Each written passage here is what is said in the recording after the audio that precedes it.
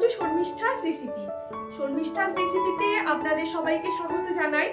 প্রতিবারের মতো আজও আমি এসে গেছি আপনাদের সাথে রান্না শেয়ার করতে। আজ আমি ইনস্ট্যান্ট ইডলি তৈরির রেসিপিটি আপনাদেরকে দেখাবো। এই ইডলিটা বানাবার জন্য আগে থেকে ব্যাটার রেডি করে রাখার কোনো প্রয়োজন নেই। মাত্র আধ ঘন্টার মধ্যেই ঝটপট এই রেসিপিটি বানিয়ে ফেলা যায়। তাহলে শুরু করা যাক আজকের এই রেসিপিটি। ইডলি বানাতে গেলে লাগছে 200 গ্রাম সুজি, 200 গ্রাম টক দই আর স্বাদ মতো নুন। এবার একটা মিক্সিং বোলে সুজি আর টক দইটা নিয়ে নিলাম।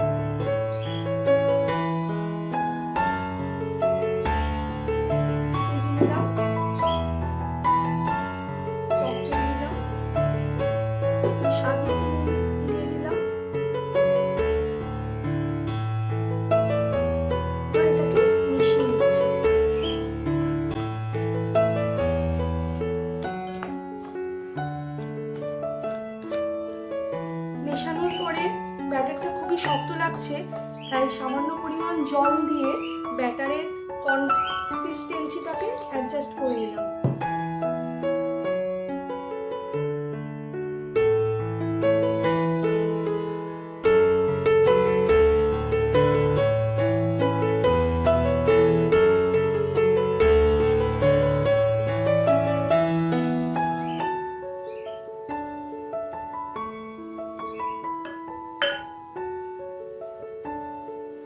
এবার এটা ঢাকা দিয়ে 10 থেকে 15 মিনিট রেখে দেব। আর একটু জল দিয়ে ব্যাটারের কনসিস্টেন্সিটাকে অ্যাডজাস্ট করে নিলাম।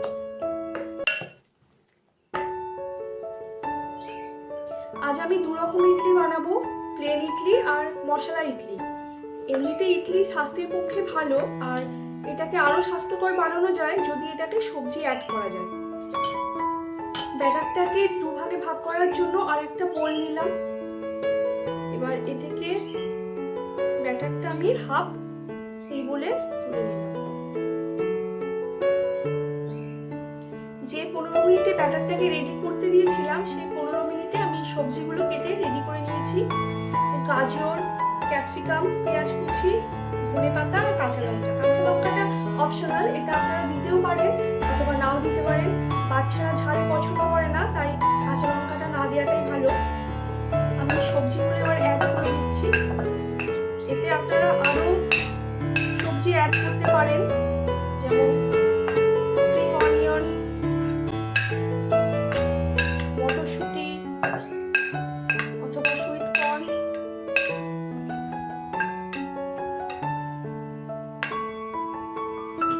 এবার ব্যাটারটিকে ভালোভাবে মিক্স করে নিলাম। কড়াই নিলাম।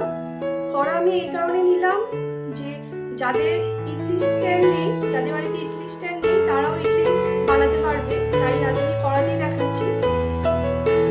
এই স্ট্যান্ডটি আমি ইউজ করছি। জল দিয়ে দিলাম। আপনারা যে কোনো স্ট্যান্ড ইউজ করতে পারেন। প্রথমে জলটাকে হাই ফ্লেমে ফোটাতে হবে।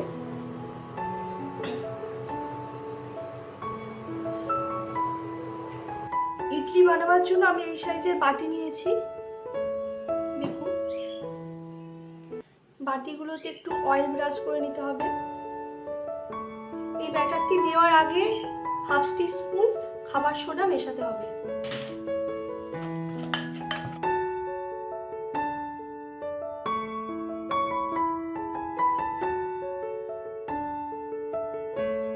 দেখুন, পুরোটা দেব না, কারণ এটি ফুলবে।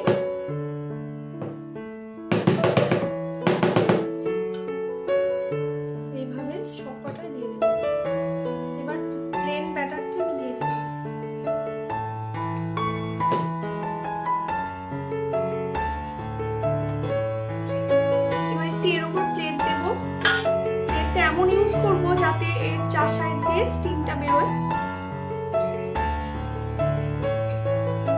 বাটিগুলো এর মধ্যে দিয়ে দেবো।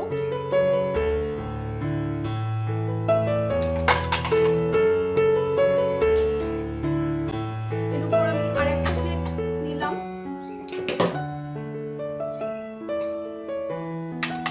বাটিগুলো এর মধ্যে দিয়ে দেবো।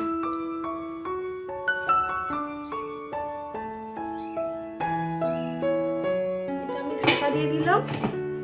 এবার এটাকে লো ফ্লেমে 10 মিনিট মতো এবার বাটিগুলো এর মধ্যে দিয়ে দেবো।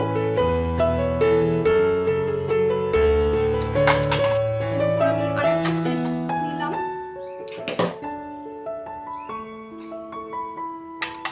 বাটিগুলো এর মধ্যে দিয়ে দিলাম। এটা আমি ঢাকা দিয়ে দিলাম। এবার এটাকে লো ফ্লেমে 10 মিনিট মতো কুক করতে হবে। 10 মিনিট পর এটাকে আমি খুললাম।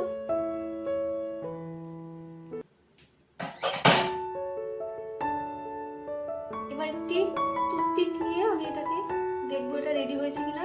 দেখুন গায়ে লাগছে না, এটা রেডি। এবার এটাকে ঠান্ডা করার পরে আমি বাটি থেকে খুলবো।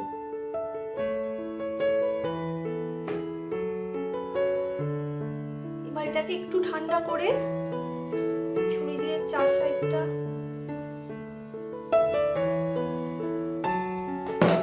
কেটে স্পুন দিয়ে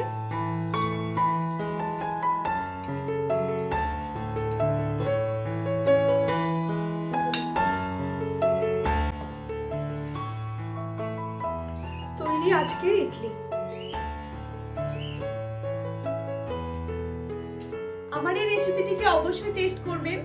সঙ্গে একটা ছোট্ট দায়িত্ব রয়েছে, আমার ইউটিউব চ্যানেলটিকে অবশ্যই লাইক, কমেন্ট আর সাবস্ক্রাইব করবেন। আর সবার আগে আমার ভিডিও দেখার জন্য বেল আইকনটিকে অবশ্যই প্রেস করবেন। আজ আসি তাহলে, নেক্সট দিন দেখা হচ্ছে অন্য কোনো রেসিপি আর অন্য কোনো টেস্টের সাথে।